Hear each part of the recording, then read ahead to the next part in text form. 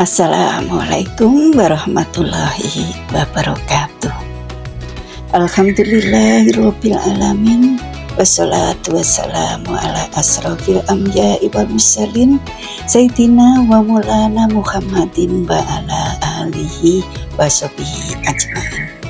Rabbi shrah li sadri wa yassir li amri wahlul 'uqdatam min lisani yafqahu qawli. Amma ba'du. Ibu-ibu jamaah pengajian yang dirahmati Allah, marilah kita senantiasa bersyukur kepada Allah atas segala nikmat, karunia, taufik dan hidayahnya kepada kita. Nikmat Islam, nikmat iman, nikmat sehat, dan nikmat sempat. Sehingga kita bisa hadir dalam kajian Ramadan hari ini. Salawat serta salam semoga tetap tercurah kepada junjungan kita, uswatun hasanah kita, Rasulullah Muhammad Sallallahu Alaihi Wasallam, beserta keluarga, sahabat, dan para pengikutnya. Semoga kita nanti semua mendapatkan syafaatnya di yaumil qiyamah. Amin ya robbal alamin. Ibu-ibu yang saya hormati dan dirahmati Allah, pada kesempatan ini akan saya sampaikan bagaimana mempertahankan nilai-nilai Ramadan agar kita tetap menjaga konsistensi ibadah setelah Ramadan. Ada beberapa cara yang bisa kita lakukan untuk menjaga konsistensi ibadah setelah Ramadan. Yang pertama, melanjutkan puasa sunnah, yaitu puasa 6 hari di bulan Syawal pada tanggal 2 dan seterusnya. Bisa dilakukan secara terus-menerus dari tanggal 2 sampai dengan 7 atau bisa dilakukan secara berselang-seling. Sebagaimana sabda Rasulullah Shallallahu Alaihi Wasallam yang berarti, barang siapa yang berpuasa 6 hari di bulan Syawal, maka setelah menyempurnakan puasa Ramadannya, maka ia seperti berpuasa sepanjang tahun.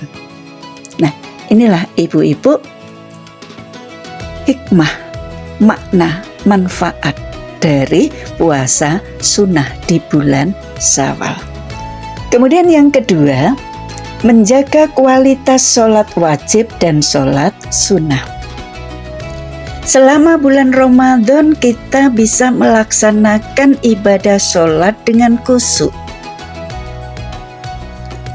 Itu baik sholat wajib, sholat fardu yang 5 waktu, serta sholat-sholat lain seperti sholat tarawih, sholat tahajud, sholat duha, dan sholat rawatib. Kita laksanakan dengan baik, dengan khusyuk. Nah, bagaimana nanti setelah Ramadan berakhir? Maka disinilah kita tetap jaga. Sholat fardu kita jaga kekhusyukan kita. Untuk melengkapi dan menyempurnakannya, maka kita iringi dengan sholat, yaitu sholat qobliyah maupun ba'diyah yang kita kenal dengan sholat rawatib. Tengah malam kita bangun untuk menjalankan sholat tahajud di sepertiga malam yang terakhir.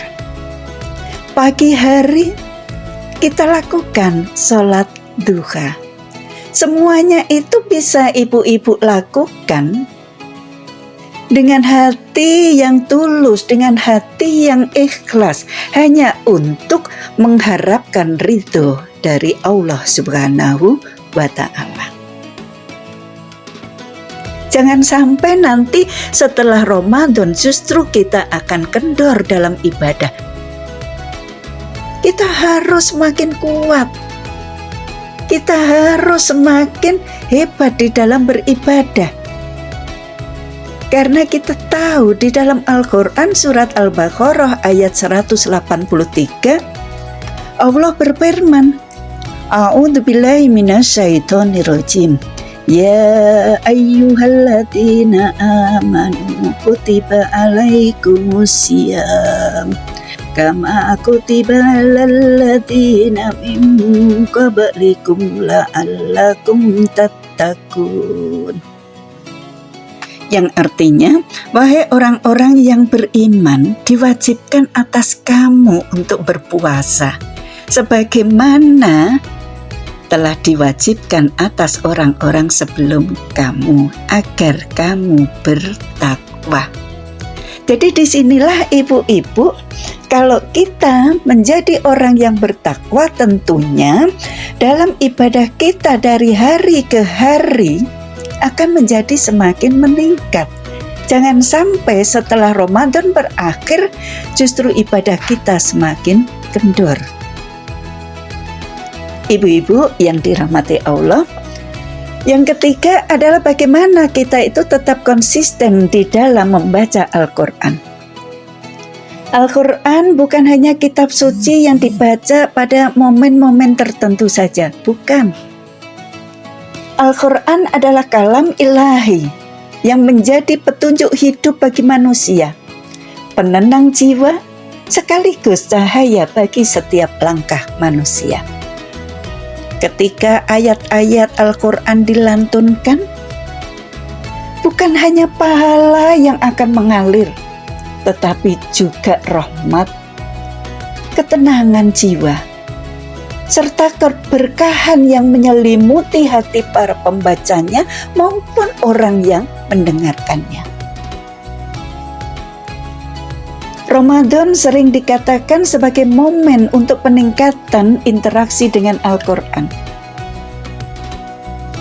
Agar kebiasaan ini tetap terjaga, maka di luar bulan Ramadan kita buat jadwal harian untuk membaca Al-Quran, untuk mentadaburi Al-Quran. Meskipun hanya dalam beberapa ayat saja. Konsisten terus-menerus berlanjut. Anjuran untuk membaca Al-Quran sebagaimana dalam Quran surat Al-Muzammil ayat 4. Warottili Qur'ana tartilan. Bacalah Al-Quran itu dengan tartil, perlahan-lahan dan jelas. Jadi membaca Al-Quran bukan amalan musiman, melainkan ibadah harian, setiap saat, setiap waktu yang harus dijaga dengan istiqomah. Tilawah yang dilakukan dengan tartil, disertai dengan tadabbur, menghadirkan pahala yang maksimal, sekaligus dapat mendekatkan diri kita kepada Allah Subhanahu wa Ta'ala. Yang keempat, ibu-ibu, memperbanyak sedekah dan berbuat kebaikan. Kedermawanan pada saat bulan Ramadan hendaknya terus ditingkatkan, dilanjutkan pada bulan-bulan berikutnya, dengan cara menyisihkan rizki kita untuk bersedekah, membantu sesama, serta terlibat dalam kegiatan sosial. Nanti akan dapat menjaga semangat kepedulian, empati kita, dan sekaligus mendapat keberkahan dalam hidup kita. Dalam Quran surat Al-Imran ayat 134 dijelaskan, alladzina yunfikuna fis-sarai wad-dharra'i, yaitu orang-orang yang selalu berinfak, baik waktu lapang maupun sempit. Maka pada saat kita itu bersedekah, sebenarnya adalah melatih tawakal kita kepada Allah, menguatkan iman kita, membuang ego kita jauh-jauh.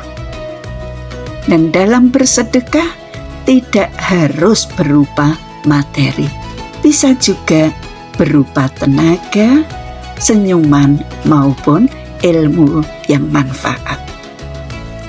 Tetaplah berderma dalam kondisi kurang maupun lapang. Yang kelima, ibu-ibu mempererat tali silaturahmi.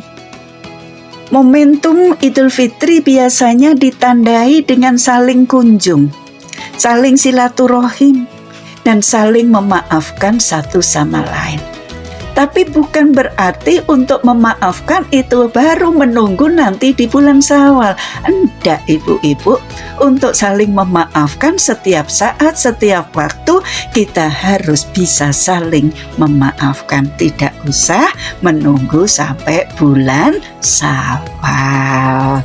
Melalui silaturahim, umat Islam diajak untuk memperkuat tali persaudaraan, menumbuhkan empati, dan memperbanyak amal kebaikan.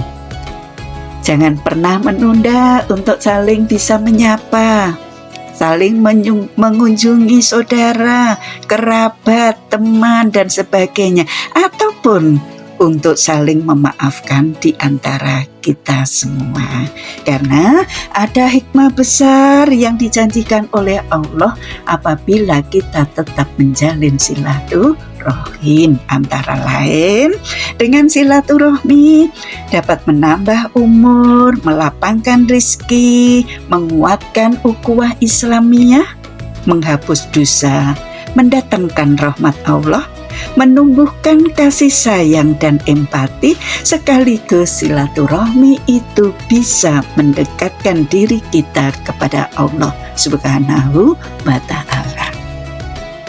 Ibu-ibu yang dirahmati Allah, yang keenam, berdoa kepada Allah agar diberi keistiqomahan.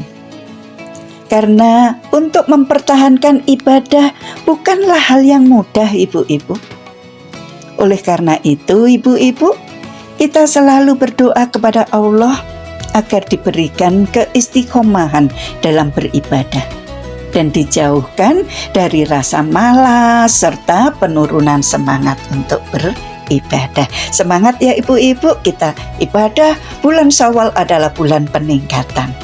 Syawal bukan hanya bulan kemenangan, tetapi juga kesempatan untuk membuktikan bahwa ibadah yang kita lakukan selama Ramadan bukanlah sekedar rutinitas musiman. Dengan tetap menjaga dan meningkatkan ibadah, kita dapat terus memperluas manfaat, meraih keberkahan sepanjang tahun.